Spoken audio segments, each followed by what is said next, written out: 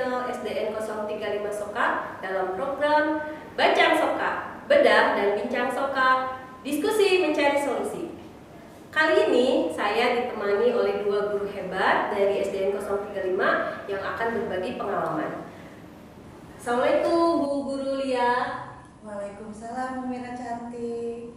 Terima kasih. Bu Guru Lia ini adalah guru kelas 5 di SDN 035 Soka. Dan narasumber hebat kali ini beliau adalah guru penggerak angkatan 4, yaitu Ibu Maya Dwi Piantini. Assalamualaikum Bu Maya. Waalaikumsalam Ibu Haja. Alhamdulillah, amin. Mudah-mudahan ya kita semua jadi hajah nanti. Amin. Sekedar ketahui saja ya teman-teman semuanya bahwa Bu Maya ini adalah guru kelas 6. Ya, di tahun ini ya Bu ya, mengajar di kelas 6. Ya. Apa saja yang akan digali pada bincang kita kali ini? Kita langsung saja menuju moderator, yaitu Bu Lia yang akan memandu bincang-bincang kita hari ini. Silakan Bu Lia. Selamat datang Bu Maya. Terima kasih. Sekarang ini kan anak-anak setelah masa pandemi, mereka pasti mengalami banyak perubahan.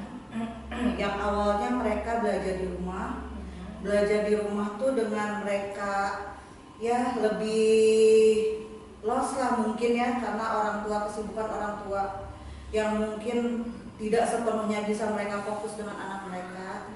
Tiba-tiba sekarang mereka harus belajar lagi di sekolah. Ya, otomatis kita memang sebagai guru cukup berat lah gitu kan tantangannya. Melihat hal tersebut, gimana sih cara Bu Maya melihat kondisi anak-anak seperti itu di kelas setelah masa pandemi usai? Saya coba jawab ya. Masya Allah ya, di kelas saya setelah mengalami masa pandemi ini, mungkin untuk kemarin anak-anak masih di kelas 5, mereka masih euforia karena senang. Mereka terlepas dari rumah ya, mereka bertemu teman, bertemu guru langsung. Untuk 2 tahun kebelakang kan kita lewat Zoom atau hanya lewat modul, mengerjakan itu tidak bekerja sama, tidak berkelompok. Nah, untuk perkembangannya anak-anak mungkin semacam lebih bebas, lebih bahagia mungkin ya. Terkadang mereka lebih ekspresinya itu lebih gitu ya, dan mengakibatkan mungkin anak-anak itu terlalu berlebihan tuh, jadi untuk kebebasan yang berlebihan, jadi semacam anak itu di kelas itu kali kadang ada anak yang terganggu karena keaktifannya. Mungkin selama ini ya alhamdulillah mereka itu bisa bersosialisasi, hanya mungkin cara mereka bersosialisasi itu agak kurang karena terbiasa di rumah hanya mungkin dengan adik atau kakak, bahkan kalau untuk anak tunggal mungkin hanya dengan ibu bapak. Itu juga kan mungkin untuk sekarang ini mereka udah kerja, jadi otomatis ya anak di rumah sendiri.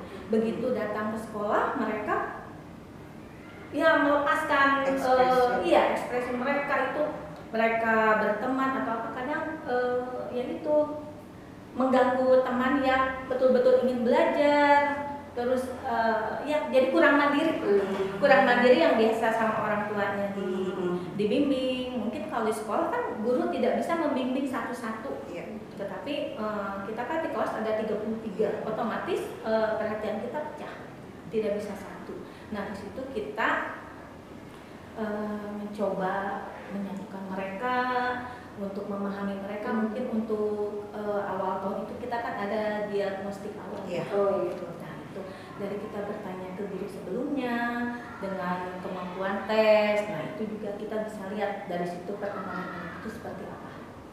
Apakah waktu pas itu anak-anak sudah terlihat perubahan kah? Apakah mereka cepat untuk beradaptasi dengan lingkungan sekolah kah? Atau mereka cukup lama juga beradaptasi? Kalau untuk beradaptasi mereka cepat ya, dengan apa?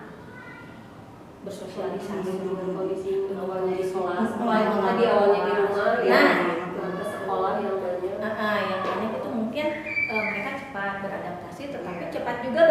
komunikasi itu kadang yang positif sih lebih bagus ya, tapi terkadang mereka meluap-luap seperti marah pada teman itu seperti apa, kadang mungkin untuk menghadapi yang lebih dewasa itu seperti apa, mereka itu agak kurang karena mungkin tidak menyalahkan mereka karena mungkin terbiasa sendiri, terbiasa di rumah.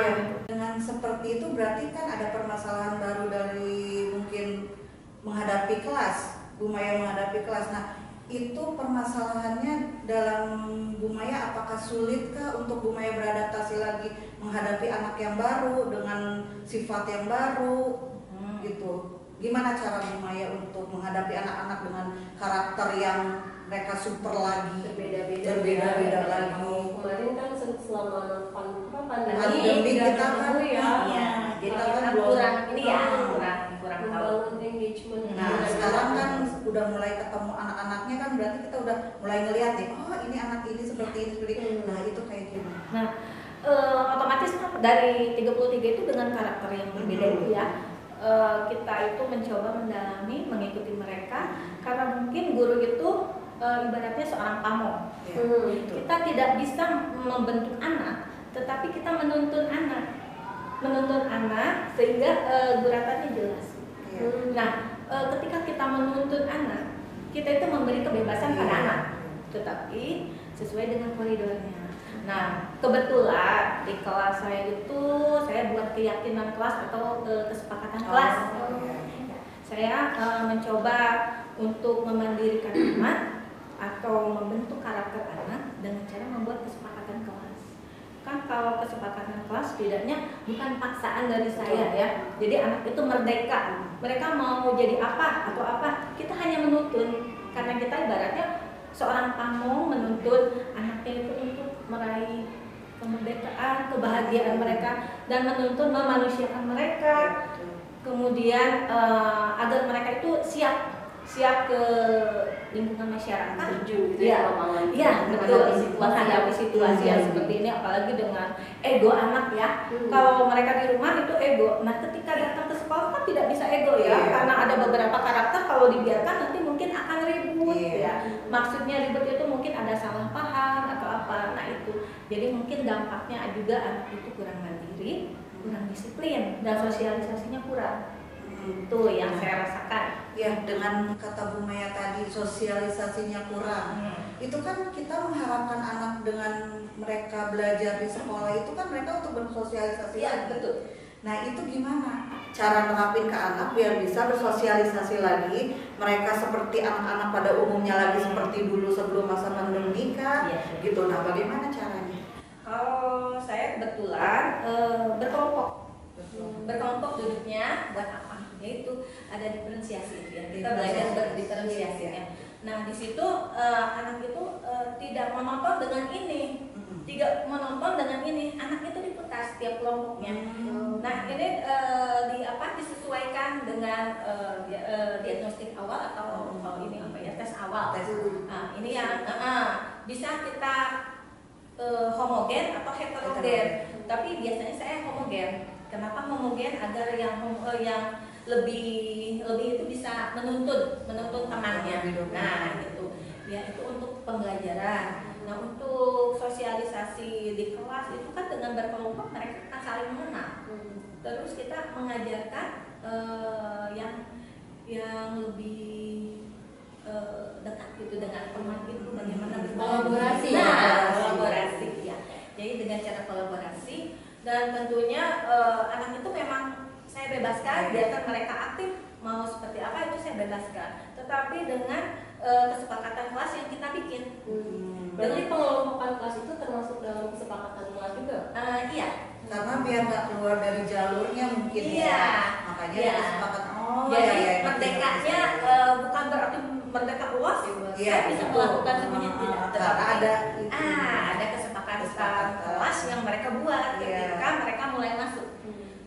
Tapi kesepakatan kelas itu bukan artinya kita membatasi mereka kan? Tidak. Jadi bukan artinya kita bahwa dengan itu kita nggak boleh ngapa-ngapain. Enggak kan? Mereka tetap bebas, tapi dengan koridornya masing-masing. Iya, tetap dalam peraturan lah ya, dengan peraturan atau etika yang kita ajarkan pada anak-anak kita itu tujuannya membangun karakter anak yang baik. Nah, untuk itu kita kan tidak bisa, sekarang udah tidak zamannya ya. Kalau guru itu marah-marah sama anak, apalagi punishment ya, nggak ada ya. Tidak ada. Kayaknya kalau semakin dimarahi anak-anak malah semakin Oh, mental. Mereka akan sengaja jadi membuat kita marah, itu mereka akan senang.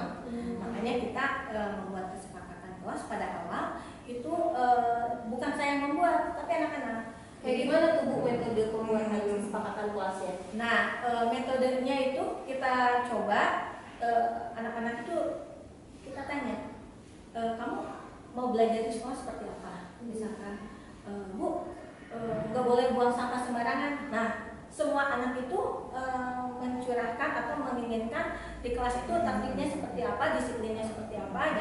Yang diharapkan sih disiplin positif, bukan disiplin ke arah yang lebih keras, tidak, disiplin positif. Nah, anak-anak itu menginginkan seperti apa. Kemudian setiap anak menuliskan di papan tulis, misalkan tidak boleh buang sampah sembarangan, tidak boleh buang sampah ke kolong meja atau apa. Oh, itu dari anaknya sendiri, ya, bukan dari gurunya. Ya. Kalau mungkin kalau dari saya itu peraturan saya, Iya. beda, ini kesepakatan kelas kan, kesepakatan kelas berarti semua sudah Kelasnya. semua. Iya.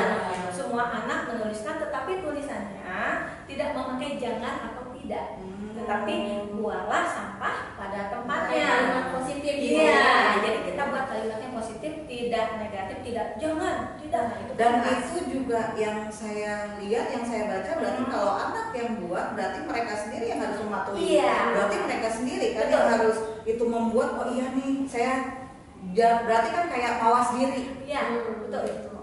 Jadi kenapa kita kembalikan ke anak? Karena anak itulah yang membuat, berarti anak itu juga akan menyadari, saya kan yang menulis, tidak buang sampah, berarti dia juga tidak akan membuang sampah. Atau mungkin kita membantu teman ketika piket atau membersihkan kelas. Nah, itu dari kesadaran diri ya. Kalau yang namanya disiplin karena takut itu cuman tidak akan membiasakan anak gitu. Tetapi kalau disiplin positif itu bisa membuat anak itu menjadi disiplinnya itu dari dalam diri. Ketika dia buang sampah, dia ingat, oh iya, tidak boleh buang sampah, dia akan ambil sampah. Dia akan masukkan ke dalam saku atau plastik yang dia pegang. Muncul kesadaran. Nah, yang penting itu dari diri. Dari diri. Kan itu ya, kesepakatan itu semua anak menyampaikan ide. Iya. Itu kan berarti akan banyak ya. Itu seperti apa? Apakah semuanya ide dari anak itu menjadi kesepakatan? Banyak kan berarti poin-poinnya atau seperti apa? Berarti kalau saya ambil semua banyak ya, tidak Banyak. akan hafal. Iya. 33 berarti 33 pendapat ya. Itu minimalnya ya. Belum ada mungkin anaknya ada peraturan, ada tiga dia Kadang ada yang sama juga. Nah, ada yang sama juga. Nah, itu kita bantu anak. Semua setelah menulis kita rangkum mana yang masuk ke dalam disiplin, mana yang masuk ke dalam kemandirian. Iya. Jadi kita paling ambil itu 4. Jangan terlalu banyak karena ini harus dihafal sama anak. Jadi anak itu lebih mandiri. Berarti anak kan, oh ya saya harus mandiri. Tidak apa? Kalau peraturannya banyak 33 susah ngapalnya. Jadi kita bikin 4 aja dikelaskan. Misalkan kedisiplinan, kemandirian, terus etika itu ada 4 karakter. Semuanya berarti 4 itu ya? Iya, di 4 keyakinan kelas atau kesepakatan kelas kita buat. Saya dalam cat kertas ya, saya buat itu, kemudian kita ambil. Nah, setelah besoknya saya print, kasihkan. Silahkan kalian tanda tangan, semua tanda tangan. Setelah ditanda tangan berarti kan itu udah konsekuensinya udah tahu. Apabila kalian membuat berarti kalian juga yang harus ini. Tetapi tidak ada hubungan dengan Gini, kan setelah dibuat itu, apakah setelahnya ini ada anak yang melanggar kah? Atau ada anak yang sengaja? ada Biasa sengaja nggak mungkin ya, tidak sengaja. aja ya. Kalau itu pasti ada ya. Setiap kelas juga dengan berbagai karakter anak itu kan masih ada. Iya pasti. Tetapi kita mendekatinya sedikit-sedikit. Tidak bisa langsung. Ini tidak. Kita karena mungkin ya itu ya kodrat alam, kodrat zaman sekarang kita mengikuti anak dengan gadget ya. Kadang mereka itu tidak mendengar, mereka itu asik dengan gadget. Nah itu juga terbawa ke sekolah. Nah apabila kita membentak anak itu dia nggak akan mendengar. Jadi kita mengadakan pendekatan. Ya, apalagi anak zaman sekarang, semakin dibentak semakin memberontak. Anak zaman now, anak zaman now. Generasi Z. Ya Allah, Bu Maya pendidikannya luar biasa. Banyak inspirasi ya. Banyak banget. Tapi masih penasaran nih. Masih sih sebenarnya. Tadi kan kata Bu Maya kalau misalkan itu sudah disepakati sama anak-anak, terus ketika anak melanggar itu seperti apa gitu? Ada sanksi? Ada punishment gitu ya? Ada apa? Ya, nah kan insya Allah ya di sekolah kita ini termasuk sekolah yang ramah anak ya. Nah otomatis kita juga harus memanusiakan manusia. Nah itu mungkin saya tidak langsung menegur anak itu, tetapi kita menyapanya. Kita tanya baik-baik, ya itu pakai coaching. Ya, ada coachingnya. Jadi tidak langsung, kamu tidak boleh buang sampah atau tidak boleh memukul teman atau tidak ada hal seperti itu karena kita lebih humanis ya itu. Makanya ketika kita memperlakukan anak humanis, anak pun demikian. Ketika kita bicara baik-baik, anak juga akan baik-baik. Meskipun mungkin hanya di depan saya atau di kelas, setidaknya dia sudah ada perubahan. Meskipun nanti ke rumah, ya kalau pulang ke rumah ya mungkin dengarnya di luar rumah. Iya. Kalau untuk di kelas, meskipun ada pasti di setiap kelas juga yang anak yang tidak langsung ya, tapi kita mengadakannya pendekatan pribadi. Jadi kita memperlakukan anak juga kan tidak sama ya, antara A dan B pasti beda. Pasti beda. Begitupun dengan misalkan kalau anak itu melakukan sesuatu, kita tidak bisa langsung menjudge. Kamu ini tidak. Ya harus sabar lah intinya, karena mungkin ini akibat dari pandemi 2 tahun ya, mereka di rumah dengan kondisi yang dimanja atau mungkin ditinggal ya. Tidak semua karena mungkin orang tua juga kan harus bekerja, karena mungkin anak sendiri di rumah ya, seperti anak saya juga sakit di rumah ya sendiri. Nah seperti itu mungkin ketika datang ke sekolah itu berbeda karakter, itu ada euforianya, tetapi ketika itu semester 1, ketika semester 2 anak itu ada kejenuhan. Mereka rindu libur, rindu pengen apa ya, PJJ ya, di rumah dengan tugas yang tidak begitu berat mungkin karena ada yang tolong. Sementara kalau di sekolah kan dia belajar mandiri, belajar berbagi dengan temannya, itu kolaborasi itu.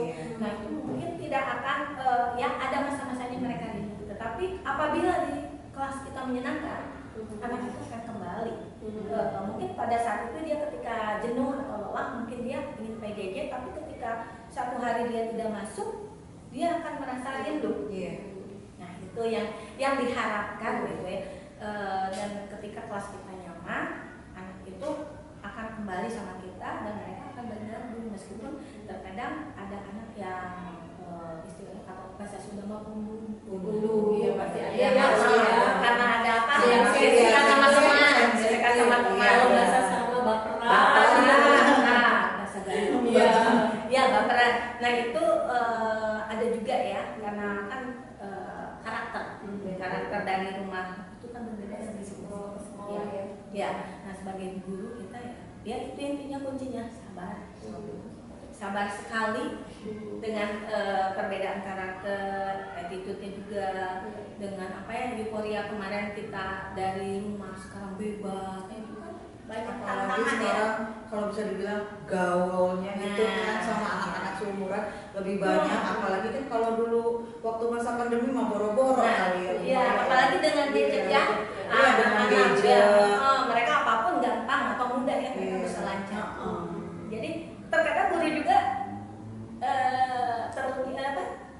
harus menggali diri lagi ya. Karena apa? Memang mungkin sudah kodratnya kalau guru itu belajar sepanjang hari. Apabila kita tidak belajar, ya mungkin kita akan kalah sama siswa kita. yang sudah canggih, mereka berselancar dengan mudahnya dengan sarana prasarana yang sudah komplit. Ya, udah tugas kita cuma mungkin kalau menurut saya tugas guru tetap tidak tergantikan. Karena mungkin kalau gadget atau teknologi mungkin tidak etika atau attitude-nya itu. Tadi ya hasilnya, berarti hasilnya itu kan poinnya tadi ada etika, disiplin, apalagi tadi Bu?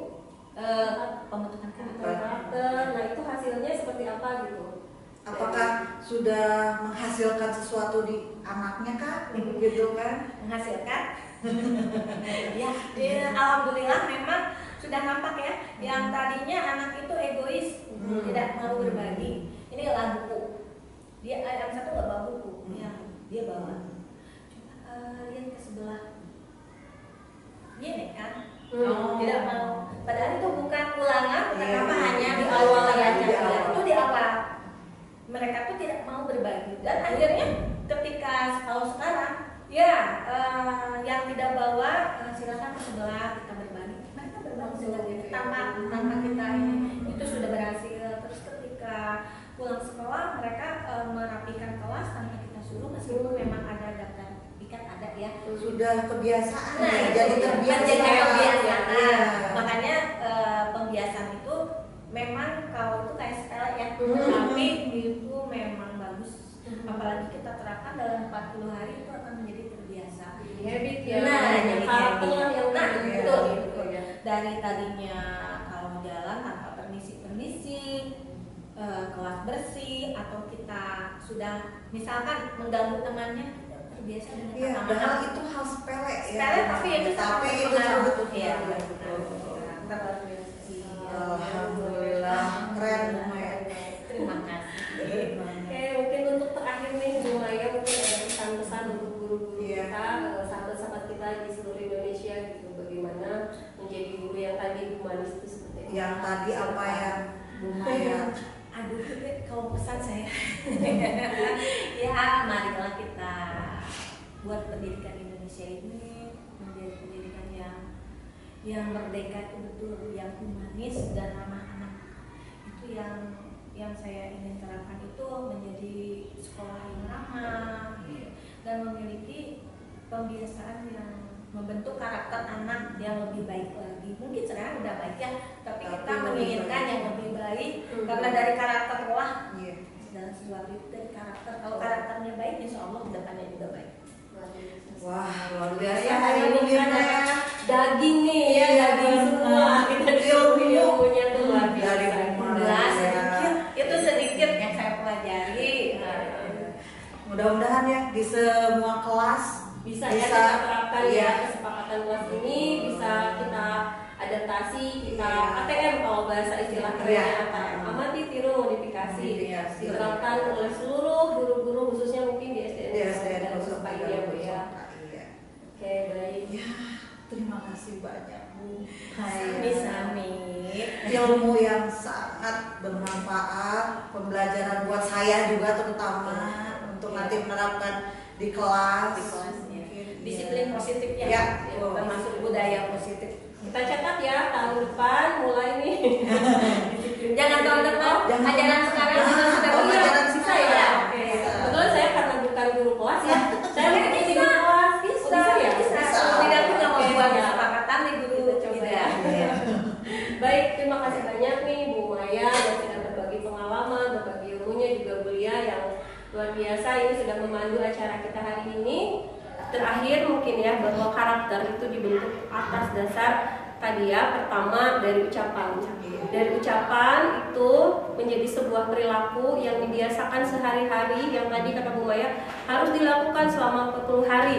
Maka setelah 40 hari itu maka insya Allah akan menjadi karakter yang positif, yang terbangun dan menjadi terinternalisasi dalam karakter anak itu sendiri. Mudah-mudahan kita sebagai guru yang insya Allah kedepannya akan menjadi guru humanis bisa membangun karakter anak ini melalui budaya positif ya, salah satunya adalah kesepakatan kelas itu.